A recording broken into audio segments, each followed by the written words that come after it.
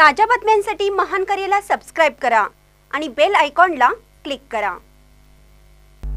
कवटेसर येथे 1,20,00,000 रुपयांचा विकास कामाचं उद्घाटन। कवटेसर येथे माजी राज्यमंत्री आमदार राजेंद्र पाटील यड्रावकर यांच्या प्रयत्नातून मंजूर झालेल्या 1,20,00,000 रुपयांच्या विविध विकास कामाचा शुभारंभ राजेंद्र पाटील यड्रावकर यांच्या हस्ते करण्यात आला। यावेळी ग्रामपंचायतीच्या वतीने आमदार राजेंद्र पाटील यांचा उपसरपंच सचिन सुतार यांच्या हस्ते सत्कार करण्यात आला। अध्यक्षस्थानी लोकनियुक्त सरपंच पोपट भोकरे हे होते।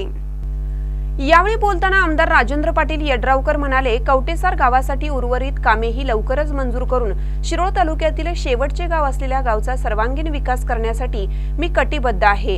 यावेळी शिरोळ तालुका विश्वस्त मंडळाचे अध्यक्ष संजय नांदणे, माजी सरपंच बशीर फकीर, सुभाष माने, संतोष भोकरे, सुभाष पाटील, मल्लू जैनापुरे, गुलाब महाबरी, आप्पासाहेब तेरदाळे, बाबासाहेब भोकरे, भरत तेरदाळे यांच्यासह सर्व ग्रामपंचायत सदस्य व ग्रामस्थ मोठ्या संख्येने उपस्थित होते।